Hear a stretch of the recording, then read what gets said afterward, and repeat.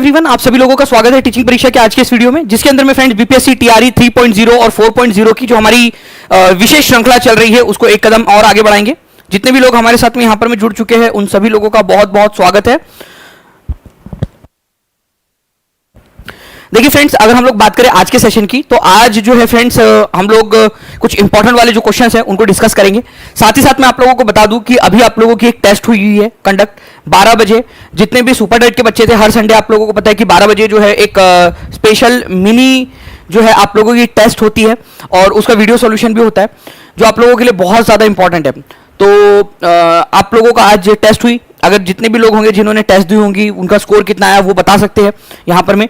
साथ ही साथ आप सभी लोगों के लिए इंपॉर्टेंट है उसका वीडियो सॉल्यूशन जो आज हम लोग शाम में 5 बजे करने वाले हैं, तो वो भी आप लोग जरूर देखिएगा। चलिए पहले क्वेश्चन की तरफ में आगे बढ़ते हैं फ्रेंड्स। आप लोगों को चैलेंज, आप बताइए यहाँ पर में गेट की जगह लेने वाला विश्व व्यापार संगठन का मुख्यालय कहां पर में है? कौन सा वाला जो है विश्व व्यापार संगठन या वर्ल्ड ट्रेड ऑर्गेनाइजेशन जिसने गेट की जगह ली?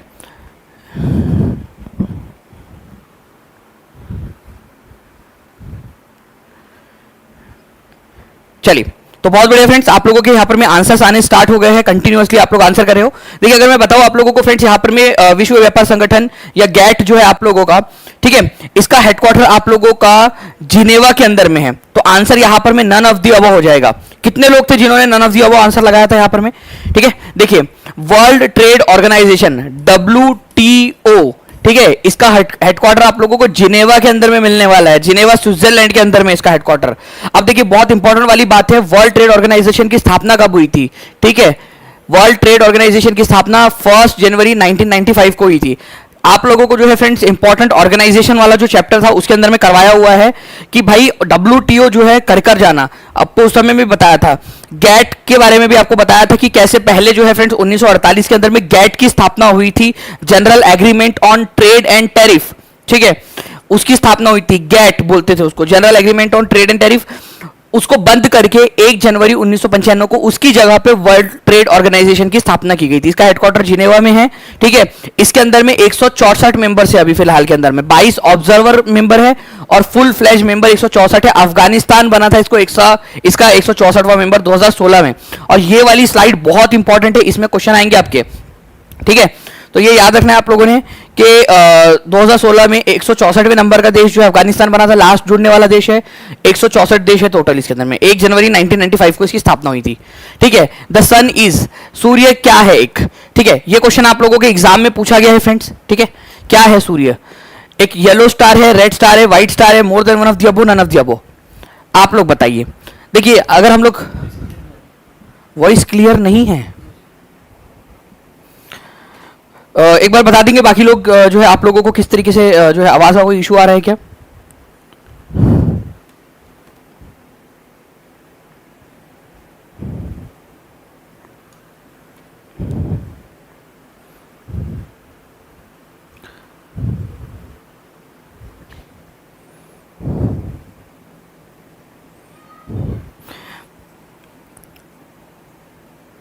जी हाँ, आवाज़ के अंदर में कुछ आप लोगों को जो है फ्रेंड्स प्रॉब्लम आ रही है, इसके अंदर में क्लियर नहीं है थोड़ा सा आवाज़ के अंदर में।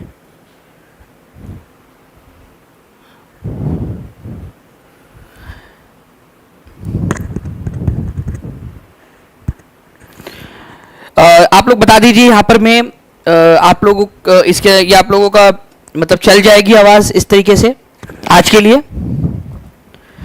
आज के लिए आप लोग चला लोगे इसको। हम लोग जो है फ्रेंड्स इसमें थोड़ा सा फिर कल जो है इसके अंदर में कर लेंगे हम लोग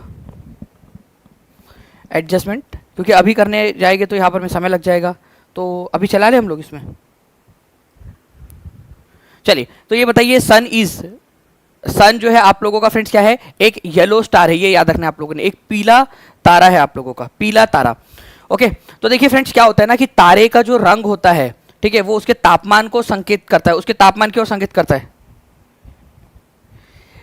तारे का रंग उसके तापमान की ओर संकेत करता है। ये एक याद रखना है आप लोगों ने, बहुत इंपॉर्टेंट वाली चीज है।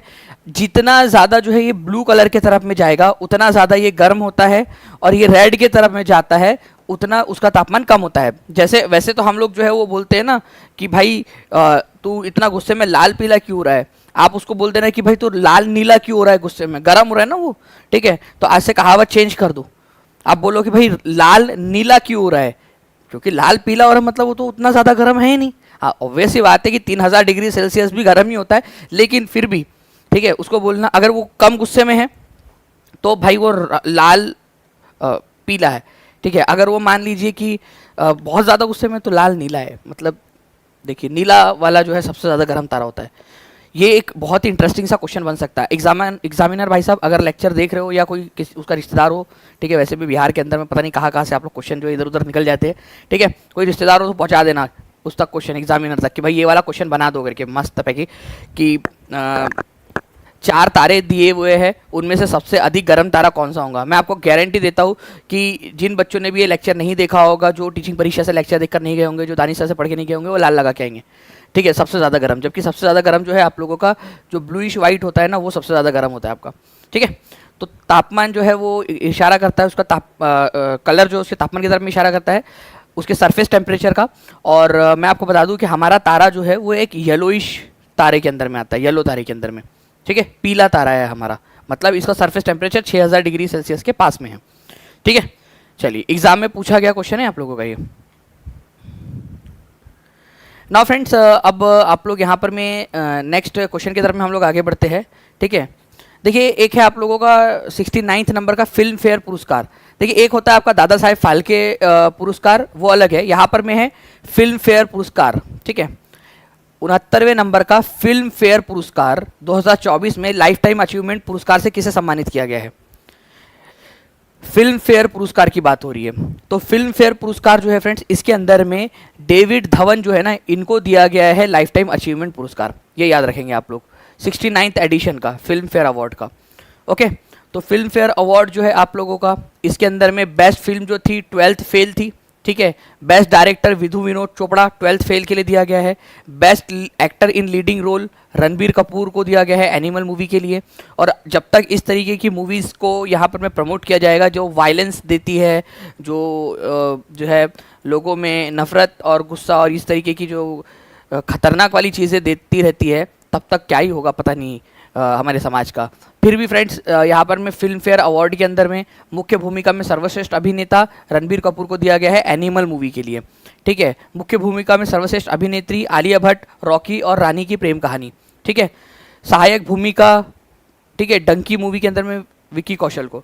तो ये कुछ चीज़ें थी आप लोगों की फिल्म फेयर। तो आप लोगों को बहुत ज़्यादा जो है चीज़ें याद नहीं रखनी, इसके अंदर में यहाँ तक याद रखेंगे आप सभी लोग फिल्म फेयर अवार्ड के अंदर में, और लाइफ टाइम अचीवमेंट अवार्ड, ठीक है, David Dhawan life time achievement, ये वाला बस इतना याद रखना है आपने, ठीक है। सर्वश्रेष्ठ फिल्म फेयर के अंदर में देखिए अलग अलग अवार्ड सेरेमनीज होती है, उसमें अलग अलग अवार्ड्स होते हैं, यहाँ बात हो रही है फिल्म फेयर अवार्ड की, ठीक है। तो सर्वश्रेष्ठ फिल्म 12वीं फेल, सर्वश्रेष्ठ निर्देशक विधु विनोद चोपड़ा 12वीं फेल के लिए, ठीक है। मुख्य अभिनेता एनिमल मूवी के लिए रणबीर कपूर को, मुख्य अभिनेत्री आलिया भट्ट रॉकी रानी की प्रेम कहानी, ठीक है, और मुख्य सहायक में सर्वश्रेष्ठ अभिनेता विक्की कौशल।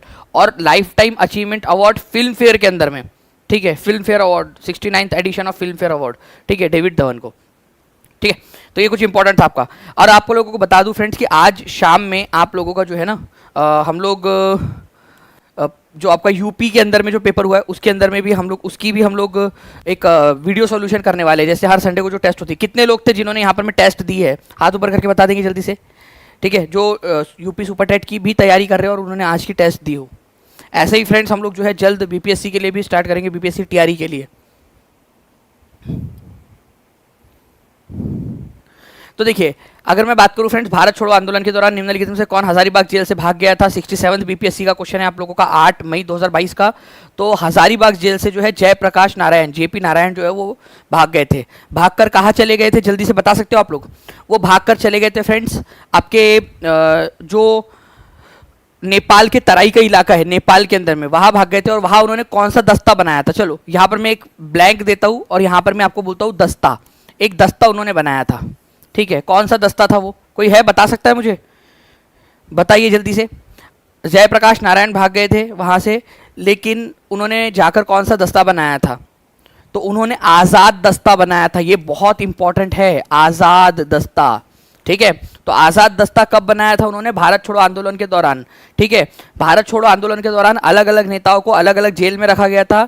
हजारीबाग जेल के अंदर में रखा गया था जयप्रकाश नारायण को, वहाँ से वो दिवाली वाला जो दिन था वहाँ से भाग गए वहाँ से जेल की दीवार कूदकर, और नेपाल के तराई वाले इलाके में चले गए वो, और वहाँ पर उन्होंने आज़ाद दस्ता बनाया था जो इसने भारत छोड़ो आंदोलन के अंदर में सक्रिय भूमिका निभाई। ठीक है, इंपॉर्टेंट पॉइंट है आप लोगों का। चलिए फ्रेंड्स, लाइक एंड शेयर भी करते रहेंगे जल्दी जल्दी से सभी लोग, और ये एक्स्ट्रा वाला जो क्वेश्चन है इसको भी याद करते रहेंगे सभी। ठीक है, क्विट इंडिया मूवमेंट, भारत छोड़ो आंदोलन के बारे में जो है 2-3 चीज़ें बताना चाहूँगा। ठीक है, ध्यान से सुनिएगा आप सभी लोग। ओके, देखिए, क्विट इंडिया मूवमेंट, भारत छोड़ो आंदोलन, ठीक है, क्विट इंडिया मूवमेंट, ये कब स्टार्ट हुआ था आप लोगों का? 1942 के अंदर में। ठीक है, ये हमने पढ़ा हुआ है। आपको पता है क्विट इंडिया मूवमेंट क्यों हुआ था? ठीक है, आपका 15 मार्च को लीक वाले पेपर के अंदर में आया था कि नहीं आया था? जल्दी से बता दीजिए। और ये वाली सारी चीजें आपको याद करवाया था कि नहीं करवाया था मैंने पेड क्लास के अंदर में भी, कि याद रखना कि क्विट इंडिया मूवमेंट क्यों हुआ था आपका। भारत के अंदर में एक क्रिप्स मिशन आया था। ठीक है, क्रिप्स मिशन, ठीक है, ये आया था हमसे मदद मांगने के लिए भारत के अंदर में वर्ल्ड वॉर 2 के अंदर में। तो 1942 के अंदर में क्रिप्स मिशन भारत में आता है। क्रिप्स मिशन जो है वो फेल हो गया था। उसने बोला कि भाई वर्ल्ड वॉर 2 जब खत्म हो जाएगा उसके बाद देखेंगे। तो क्रिप्स मिशन के फेल हो जाने के कारण, ठीक है, अगस्त 1942 के अंदर में क्विट इंडिया मूवमेंट स्टार्ट हुआ था आप लोगों का, क्रिप्स मिशन के फेल होने के कारण। ठीक है, तो आपने यहाँ पर मैं 3 चीज़ें सीखी। सबसे पहली चीज़ कि क्रिप्स मिशन भारत में कब आया था? 1942 में आया था। ठीक है, जो है क्विट इंडिया मूवमेंट कब स्टार्ट हुआ? तो अगस्त 1942 के अंदर में स्टार्ट हुआ। और क्विट इंडिया मूवमेंट क्यों स्टार्ट हुआ था? कौन से वाले मिशन के फेल हो जाने के कारण हुआ था? आप लोग बताइए कौन सा मिशन था? जो तीसरा पॉइंट अब बता रहा हूं आपको, कौन से मिशन के फेल हो जाने के कारण, उस मिशन की बातें से भारतीय लोग सहमत नहीं थे, उसके कारण क्विट इंडिया मूवमेंट आपका शुरू हुआ था। जल्दी से आप लोग लिखेंगे, और क्रिप्स मिशन का ना ईयर भी लिख दो। मुझे लगता है कि आप लोगों के आने वाले किसी भी टीआरई के अंदर में आप लोगों को जो है फ्रेंड्स बहुत ही अधिक चांसेस है कि क्रिप्स मिशन का ईयर आप लोगों से पूछा जा सकता है, या तो आपको जो है जोड़ियाँ लगाने के फॉर्म में, या आप लोगों को क्रोनोलॉजिकल ऑर्डर में लगाने के फॉर्म में ये पूछा जा सकता है। ठीक है, तो इसको याद रखना है सभी बच्चों ने। चलिए, तो एक बार सेशन को लाइक भी करते चलेंगे फ्रेंड्स, अगर आपको लग रहा है कि आपके लिए जो है आपको सारी चीज़ें आसान भाषा में समझाने की कोशिश की जा रही है। ठीक है, तो B is the correct answer. Jayaprakash Narayan कौन सी जेल से भाग गए थे? एक बार कमेंट करके बता देना आप लोग, ताकि आपको याद हो जाए, आप लोगों के लिए ज़्यादा इंपॉर्टेंट है ये। ठीक है, अब देखिए friends, national human right commission, जल्दी से बता देंगे आप सभी लोग, नेशनल ह्यूमन राइट कमीशन का गठन कब किया गया था? तो नेशनल ह्यूमन राइट कमीशन जो है फ्रेंड्स, इसका गठन किया गया था आप लोगों का, ठीक है, 12 अक्टूबर 1993 को। ठीक है, तो 12 अक्टूबर 1993 को इसका गठन किया गया था। ठीक है, ये एक आप लोगों की जो है स्टैट्यूटरी बॉडी है। स्टैट्यूटरी का मतलब क्या होता है? जिसका कोई ना कोई कानून बनाया गया हो। ठीक है, संसद द्वारा कानून से पास किया गया हो, संसद द्वारा, ठीक है, कानून बनाकर, ठीक है, कानून बनाकर उसको तैयार किया गया हो। ओके, उसको स्टैट्यूटरी बॉडी बोलते हैं। सांविधिक निकाय बोला जाता है इसको, संवैधानिक नहीं। संवैधानिक मतलब जिसका संविधान में उल्लेख हो, और सांविधिक मतलब जिसका संसद के द्वारा कानून बनाकर जिसको बनाया गया हो। ठीक है, सांविधिक, तो बिल्कुल सही बात है, इसका एक कानून बना था आप लोगों का। ठीक है, protection of human rights act 1993। ठीक है, उसके जरिए 1993 में इसकी स्थापना हुई। ये भी सही है, ये भी सही है, तो आंसर आपको उपयुक्त में से एक से अधिक हो जाएगा। मल्टी मेंबर्ड बॉडी है, मतलब एक से ज़्यादा मेंबर होते हैं उसमें, वो तो बात बिल्कुल सही है उसके अंदर। ठीक है, मल्टी मेंबर बॉडी होती है। अभी आप लोगों को बता दूं, अभी फिलहाल के अंदर में जो है फ्रेंड्स, इसके अध्यक्ष कौन है? ठीक है, नेशनल ह्यूमन राइट कमीशन के। ठीक है, तो जस्टिस अरुण मिश्रा जो है फ्रेंड्स इसके अध्यक्ष है, अगस्त 2021 से जस्टिस अरुण मिश्रा, और रंगनाथ मिश्रा जो है इसके पहले अध्यक्ष थे। ठीक है, रंगनाथ मिश्रा। तो प्लीज़ 2 याद रख लीजिए आप सभी लोग। ठीक है, 2 पॉइंट यहीं पे लिख देता हूँ मैं आप लोगों का। ठीक है, इसमें यहाँ पर हम ऐसा बना देते हैं। ठीक है, नेशनल ह्यूमन राइट कमीशन, ठीक है, कब बना था ये आप लोगों का? 12 अक्टूबर, सभी लोग लिखेंगे 12 अक्टूबर 1993 को बना था। ये एक संवैधानिक निकाय है, संवैधानिक निकाय है। दूसरी चीज़ हमने क्या सीखा? हमने सीखा कि आपका जो ये जो नेशनल ह्यूमन राइट कमीशन है, इसके अब जो फर्स्ट प्रेसिडेंट थे, ठीक है, वो थे रंगनाथ मिश्र, रंगनाथ मिश्रा। ठीक है, और अभी वाले प्रेजेंट के अंदर में जो अध्यक्ष है वो कौन है, अभी ये भी बता दीजिए आप सभी लोग। अभी मैंने आपको बताया, ठीक है, कि अभी प्रेजेंट के अंदर में कौन है। वेरी गुड, आप लोगों के आंसर जो है फ्रेंड कंटिन्यूसली आ रहे हैं। अरुण मिश्रा, जस्टिस अरुण मिश्रा, ठीक है, प्रेजेंट के अंदर में अरुण मिश्रा। ओके अच्छा, इसका हेडक्वार्टर कहाँ पर में, नेशनल ह्यूमन राइट कमीशन का, इसका हेडक्वार्टर दिल्ली में है, सरदार जो है पटेल भवन, ठीक है, सरदार पटेल भवन नई दिल्ली के अंदर में इसका हेडक्वार्टर्स है। तो हेडक्वार्टर्स, ठीक है, सरदार पटेल भवन, सरदार पटेल भवन, ठीक है, न्यू दिल्ली, ठीक है, नई दिल्ली के अंदर में इसका हेडक्वार्टर है। तो ये भी चीज़ आप लोगों ने याद रख लेना है। तो जो जो इंपॉर्टेंट चीज़ें थी वो मैंने आपको बता दिया। इसके अंदर में national human right commission, date के साथ में आप लोग बता देंगे कि कौन से तारीख को इसका गठन किया गया था, ठीक है। चलिए, ये सारी चीज़ें जो इंपॉर्टेंट चीज़ें थी वो मैंने आपको बता दिया। ये आप देख सकते हो फ्रेंड्स कि ये आप लोगों का TRE 2.0 के अंदर में आया था क्वेश्चन। ओके, TRE 2.0 के अंदर में। नाउ अब मैं एक ऐसा क्वेश्चन पूछूंगा आप लोगों से, तैयार हो जाइए, जो हर एक बच्चा, ठीक है, उसका आंसर करना चाहिए। मेरे को एक एक बच्चा आंसर करेगा यहाँ पर। मैं पहले अपने आप से वादा कर लो कि ये क्वेश्चन अब मैं पूछूंगा, इसका हर एक बच्चा जो है इस पर्टिकुलर क्वेश्चन का आंसर करेगा, ठीक है। चलिए, आपके सामने क्वेश्चन जो है आप लोगों के सामने TRE 1 का क्वेश्चन, आंसर करो। एक एक बच्चे का आंसर यहाँ पर में आ जाना चाहिए, ताकि आपका जो है यहाँ पर में मोटिवेशन बढ़े, आपका यहाँ पर में कॉन्फिडेंस बढ़े। बताइए जल्दी से।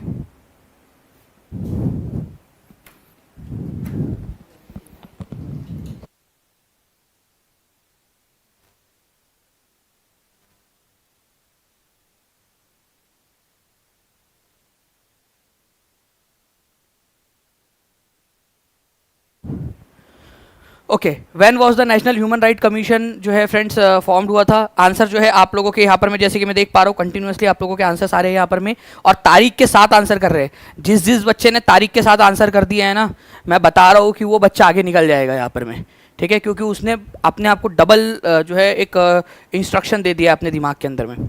चलिए, बहुत बढ़िया फ्रेंड्स, 1800 के करीब आप लोगों ने लाइक्स भी कर दिए हैं सेशन को, बहुत शुक्रिया। तो 1993 के अंदर में हुई थी, 12 अक्टूबर को, 12 अक्टूबर को, ठीक है। तो आंसर उपयुक्त में से कोई नहीं इज द आंसर, ठीक है। और इस तरीके से आंसर करना होता है। 1600 जो है 56 का चैट रेट चल रहा है आप लोगों का, इतना स्पीड में आप लोग जो है फ्रेंड्स आंसर कर रहे हो सभी लोग, बहुत बढ़िया, is the correct answer. Next जो है फ्रेंड्स आप लोगों का क्वेश्चन देखते हैं, बख्तियार खिलजी निम्नलिखित में से किस सुल्तान का सेनापति था। अब देखिए, ये आप लोगों का एक जीके का क्वेश्चन है फ्रेंड्स, बहुत ही इंटरेस्टिंग वाला क्वेश्चन, आपको बता दूं, ठीक है। बख्तियार खिलजी, ठीक है, इसने क्या किया। आप देखिए, बख्तियार खिलजी जो था, इसने जो है फ्रेंड्स भारत में, ठीक है, जो बिहार हमारा राज्य है वहाँ पर में नालंदा यूनिवर्सिटी को आग लगा दी, ठीक है। उसके बाद में जो है विक्रमशिला यूनिवर्सिटी को जला दिया, कई सारे जो है विहार मठ थे उसको तोड़ दिए, तो बहुत कुछ उसने भसड़ मचाई थी, ठीक है, बख्तियार खिलजी। तो ये किसका जनरल था भारत के अंदर में, तो वो कुतुबुद्दीन ऐबक का जनरल था, कुतुबुद्दीन ऐबक का, ठीक है, सेनापति था वो। कुतुबुद्दीन ऐबक वही है जिसने दिल्ली सल्तनत की नींव रखी थी भारत के अंदर, और दिल्ली सल्तनत का पहला सुल्तान बना कुतुबुद्दीन ऐबक। इसका एक सेनापति था बख्तियार खिलजी, जिसने बिहार में आकर भसड़ मचाई, ठीक है। अच्छा, बख्तियार खिलजी ने बिहार में आकर भसड़ मचाई थी, ये वाली बात आपको किसने बताई। ऑब्वियसली बात है, दानिश सर ने तो बताई आप लोगों को, ठीक है, बट हम सबको किसने बताया।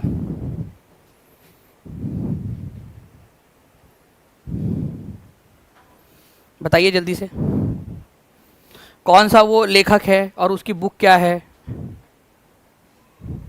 वेरी गुड, बहुत बढ़िया, कई सारे लोग जो है फ्रेंड्स लिख रहे हैं, दानिश सर ने बताया है, लेकिन दानिश सर के अलावा जो है फ्रेंड्स यहाँ पर उस समय में, ठीक है, बख्तियार खिलजी ने बिहार में आकर भसड़ मचाई थी, वो वाली बात तबाकत नासिरी, तबाकत, ठीक है, तबाकत ए नासिरी नाम की जो पुस्तक है, ठीक है, तबाकत ए नासिरी, ये पुस्तक लिखी है तुम्हारे चचा के लड़के, ठीक है, मिनहाज सिराज ने, मिनहाज ए सिराज ने, ठीक है, मिनहाज सिराज, ओके, उसने ये पुस्तक लिखी है। और इसने बताया है कि भाई बिहार में बख्तियार खिलजी ने जो है जो भी हरकतें की थी। मिनहाज सिराज की पुस्तक है तबाकत नासिरी, इसी से हमको ये भी पता चलता है कि बिहार का नाम बिहार जो है क्यों पड़ा। यहाँ पर में कई सारे विहार, बुद्ध विहार हुआ करते थे, ठीक है, बुद्धिस्ट लोगों के रहने की जगह विहार। तो वही जो है फ्रेंड्स आपको बता दूं कि उसी के वजह से जो है उसका एक त्रुटिपूर्ण रूप जो है वो बिहार बन जाता है आपका, विहार से बिहार बन गया।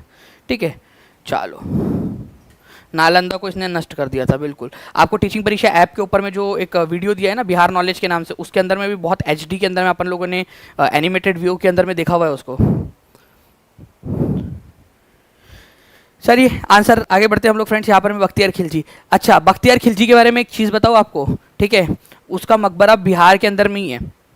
बिहार को नष्ट करने वाले ने बिहार के अंदर में ही किया है। सर सपनों वाली क्लास भी करा दीजिए। कहाँ पर मैं कराना है? ज्योति सिंह कान्हा की दीवानी। चलिए सभी परीक्षार्थी जो है फ्रेंड सेशन को लाइक एंड शेयर भी करते रहेंगे जल्दी जल्दी से, ठीक है। और आज टेस्ट दी थी आप लोगों ने 12 बजे वाली, और जिसने भी दी थी, ठीक है, आज आएंगे साइंस की क्लास होगी आप लोगों की, और जितने भी लोग हैं 5 बजे जो है फ्रेंड्स उसका वीडियो सॉल्यूशन है वो भी ज़रूर देखें सभी लोग, ठीक है।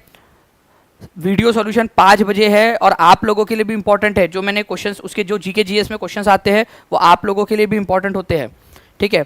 तो बख्तियार खिलजी का मकबरा कहाँ बना हुआ है आप लोगों का? बिहार शरीफ में, मुंगेर में, पूर्णिया के अंदर में। तो देखिए फ्रेंड्स मैं आपको दिखा दूँ यहाँ पर में, ये आप लोग देख सकते हो, ये मकबरा है बख्तियार खिलजी का, और ये बिहार शरीफ के अंदर में बना हुआ है, ठीक है, बिहार के। तो मोहम्मद बिन बख्तियार खिलजी, ठीक है, इसने नालंदा, विक्रमशिला, उदंतपुरी मठ, इन सबको क्या किया था? तहस नहस कर दिया था, जला दिया था, तोड़फोड़ कर दी थी, ठीक है। इसकी हत्या जो है फ्रेंड्स अली मर्दाना नाम के एक व्यक्ति ने कर दी थी, ठीक है। तो बख्तियार खिलजी की हत्या किसने की थी? अली मर्दान नाम के व्यक्ति ने। उसके बाद में बिहार शरीफ में ही उसको दफनाया गया है, ठीक है, बख्तियार खिलजी को। ओके, ये किसका जो है सेनापति था? ये कुतुबुद्दीन ऐबक का सेनापति हुआ करता था। इसके बारे में जो है हमको जानकारी मिलती है तबाकत नासिरी नाम की पुस्तक से, जिसको मिनहाज सिराज ने लिखी थी, ठीक है। तो पूरा का पूरा रिवीजन हो गया आपका, इतना बढ़िया तरीके से फ्रेंड्स, एक एक पॉइंट को हमने रिवाइज कर लिया है यहाँ पर में। ओके, चलिए जल्दी से आगे बढ़ते हैं फ्रेंड्स हम लोग हमारे नेक्स्ट क्वेश्चन की तरफ में। निम्नलिखित में से कौन भारतीय संविधान के संशोधन में सम्मिलित होता है? संविधान में संशोधन, पहली बात तो संविधान संशोधन का आर्टिकल बताएंगे आप लोग, आर्टिकल, और हर एक बच्चे ने बताना चाहिए आर्टिकल। दूसरी चीज कहाँ से लिया गया था, एक एक पॉइंट आपको बता रहा हूँ फ्रेंड्स यहाँ पर मैं। संविधान संशोधन का कंसेप्ट कौन से देश से लिया गया है? ओके, ये भी बताइए आप लोग, कौन से देश से ये प्रक्रिया उधार ली गई है वो भी आप बता देंगे, ठीक है। तो संविधान संशोधन करने के लिए आप लोगों का जो आर्टिकल है वो है आर्टिकल नंबर 368, आर्टिकल 368, बहुत ही इंपॉर्टेंट वाला पॉइंट है ये, ठीक है। इसके अलावा ये जो कंसेप्ट है हमने कहाँ से लिया था फ्रेंड्स? ये हमने साउथ अफ्रीका से लिया, ये भी याद रखना है आप सभी लोगों ने, साउथ अफ्रीका, ठीक है। साउथ अफ्रीका का जो पुराना संविधान था उससे हम लोगों ने इसको उधार लिया था, साउथ अफ्रीका से, ठीक है।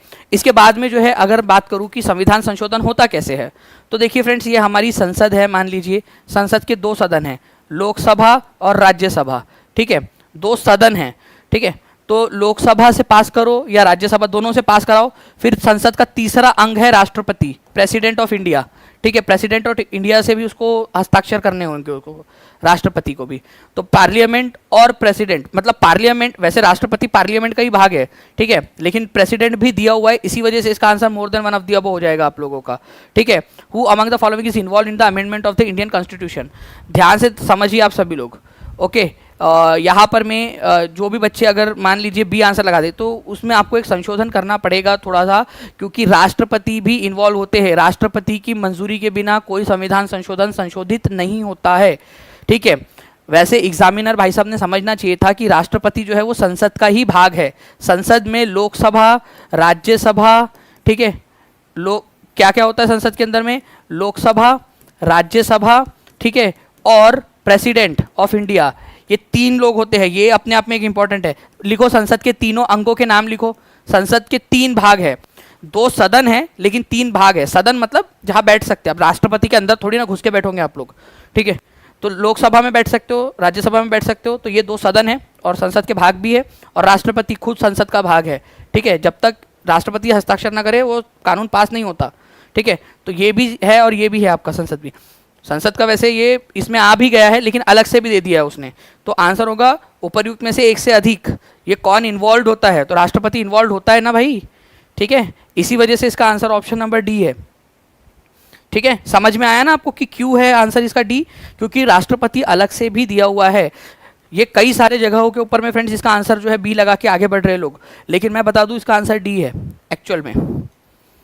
ठीक है, और ये आर्टिकल आप लोग लिख दोगे एक बार फिर से कि कौन सा आर्टिकल है जिससे लिया गया, कौन सा आर्टिकल है। और दूसरी चीज़ आपको बताना है कि कौन से देश से इसको उधार लिया गया है, सभी लोग लिख देंगे जल्दी से। और सेशन को लाइक भी करते चलेंगे यार, 3000 से ज़्यादा बच्चे देख रहे हैं। ठीक है, 2100 से ज़्यादा लाइक आप लोगों ने कर दिया है। चलिए नाउ फ्रेंड्स, भारत के संविधान की प्रस्तावना में प्रयुक्त स्वतंत्रता, समानता और बंधुत्व शब्द किस क्रांति से प्रेरित है?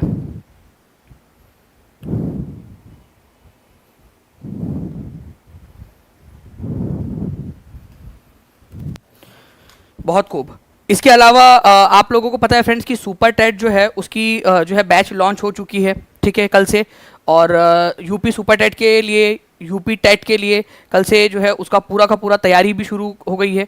तो आप जितने भी लोग हैं जो यूपी टेट के लिए या यूपी सुपर टेट के लिए तैयारी कर रहे हैं, ठीक है, वो अभी जो विशेष ऑफर चल रहा है आप लोगों का सक्सेस किट के साथ में, ठीक है, उसके अंदर में आप लोग जो है वो ज्वाइन हो सकते हैं, जिससे कि आप लोगों तक भी जो सक्सेस किट है वो पहुंच सके। ठीक है, सुपर टेट वाली सक्सेस किट। ठीक है,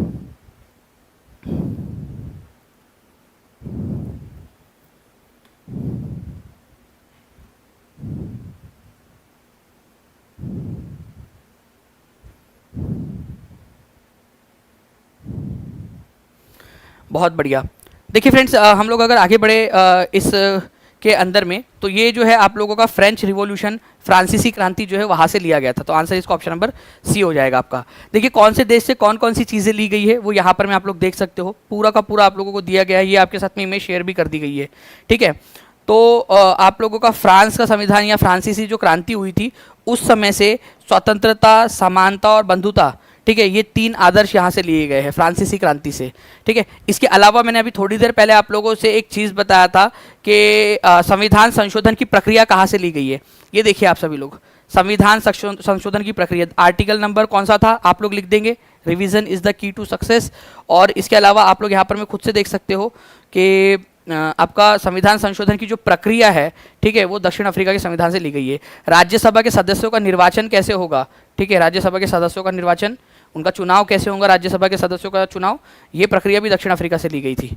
ठीक है, इवन जो है फ्रेंड्स आप लोगों को ये याद रखना है, DPSP, directive principle of state policy, राज्य के नीति निर्देशक सिद्धांत आयरलैंड से लिए गए हैं, ये याद रखना है आप लोगों ने। इसके अलावा जो है फ्रेंड्स ऑस्ट्रेलिया के संविधान से जो जो चीज़ें ली गई है ना, वो भी बहुत ज़्यादा इंपॉर्टेंट हो जाती है आप लोगों के लिए। ठीक है, चलिए नाउ फ्रेंड, निम्नलिखित में से कौन सा मंदिर राजराजा चोला प्रथम द्वारा बनाया गया था? राजराजा चोला प्रथम के द्वारा कौन सा मंदिर बनाया गया था, ये आप लोग बता देंगे। ठीक है,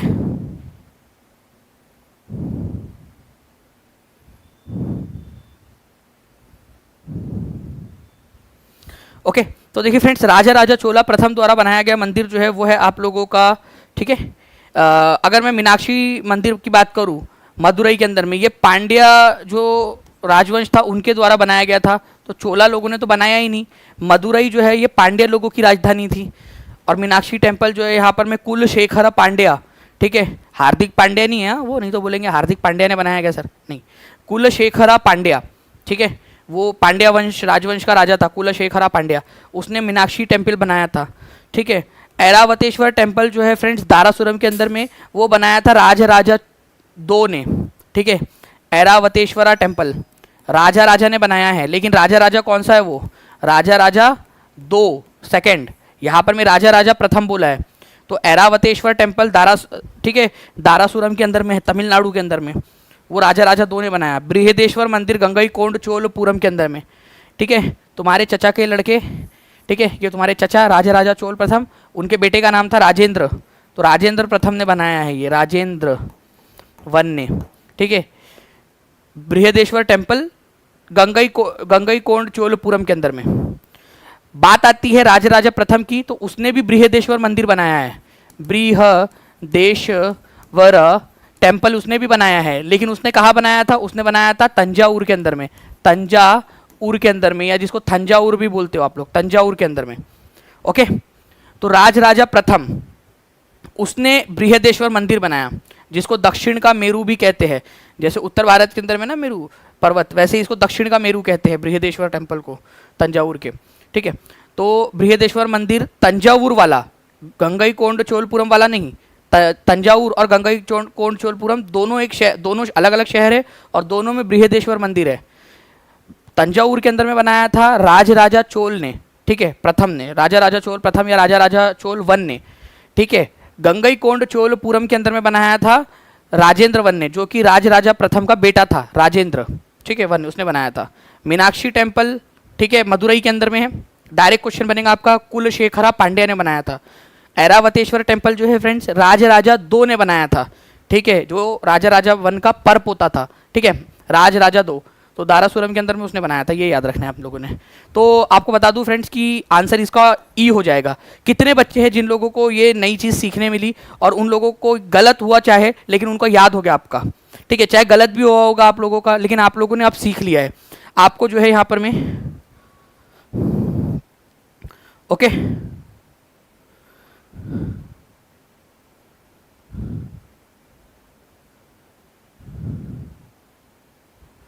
बताइए इस पर्टिकुलर क्वेश्चन का जो है अब आंसर आप लोगों को हो जाएगा। बार बार भूल जाते सर, जी पूजा जी, इसीलिए तो आपको करवा रहे याद। आप, मुझे पता है कि आप सभी लोग इंसान लोग हो, वहाँ पर मैं कोई मेरा क्लास रोबोट बैठकर नहीं देख रहा है या एलियंस मेरी क्लास नहीं देख रहे हैं, ठीक है। क्योंकि देखो मैं मान लिया कि भाई डोमासाइल लागू नहीं हुआ अभी तक और बहुत जोर पुरजोर से मांग उठ रही है कि डोमासाइल लागू हो, कुछ लोग उसके पक्ष में कुछ लोग उसके खिलाफ में है, मतलब स्टूडेंट्स लोगों की बात कर रहा हूँ, लेकिन इतना भी डोमासाइल जो है वो अपोज नहीं हुआ कि एलियंस आके जो है या रोबोट लोगों को दे दे। भाई आप लोग इंसान हो, मुझे पता है, इसी वजह से तो रिवाइज करा रहा हूँ आपको, ठीक है। आज वाले टेस्ट में था सर ये क्वेश्चन, क्या बात है, देखिए जिसने भी टेस्ट दिया होगा उसको पता होगा आज वाले टेस्ट में भी डाला था ये क्वेश्चन, ठीक है। चलिए बहुत बढ़िया, ठीक है। तो ये बृहदेश्वर टेम्पल देख सकते हो तंजावुर का, इसका जो है फ्रेंड 90 टन का जो है ये शिखर उसका है, 90 टन का शिखर। आप सोचिए इतना भारी भरकम शिखर इतने ऊपर कैसे पहुंचाया गया होगा, ठीक है। तो ऐसा रास्ता बनाया गया था, चढ़ाईदार रास्ता, ऐसे ऐसे ऐसे ऐसे करते करते बहुत लंबा, 4 किलोमीटर लंबा रास्ता था ये, चढ़ाईदार रास्ता। तो बृहदेश्वर टेम्पल तंजावुर के अंदर में तमिलनाडु में बनाया था राजराजा वन ने, ठीक है। ओके चलिए सर आप एसी में रहते हैं क्या? नहीं भाई मैं अपने घर में रहता हूँ, ठीक है, एसी में कैसे जाके रहूँगा मैं। चलिए तो इसको साउथ का मेरू भी कहते हैं फ्रेंड, दक्षिण मेरू। तो दक्षिण मेरू किसको कहा जाता है ये भी क्वेश्चन आप लोगों से बन सकता है, ठीक है। तो ये याद रखना है आप सभी लोगों ने, दक्षिण मेरू या मेरू ऑफ साउथ। बृहदेश्वर मंदिर कौन सा वाला बृहदेश्वर, तंजावुर वाला या फिर आप लोगों का गंगईकोंडचोलपुरम वाला? तो वो जो है फ्रेंड्स आप लोगों का तंजावुर वाले को कहते हैं, ये याद रखना है आप लोगों ने, मेरू ऑफ साउथ, ठीक है। चलिए ओके चलिए तो हम लोग जो है फ्रेंड्स मिलते हैं 5 बजे। आप सभी लोग 5 बजे ज़रूर आ जाइएगा, एग्जैक्ट 5 बजे, ठीक है। मैं अभी आप लोग जो है इस सेशन के बाद में वहाँ पर मैं जाओगे भी आप लोग, तो एक बार जाकर जो है फ्रेंड्स सेशन को लाइक ज़रूर कर देना, नोटिफाई मी का बटन भी दबा देना ताकि आपको नोटिफिकेशन आ जाए। इंपॉर्टेंट वाले सभी जो क्वेश्चन है वो क्यों उसका आंसर है, वो सारी चीज़ें आप लोगों को उसमें भी बताऊँगा मैं, ठीक है। चलिए thank you very much, take care and bye, God bless you all, thank you very much friends, bye.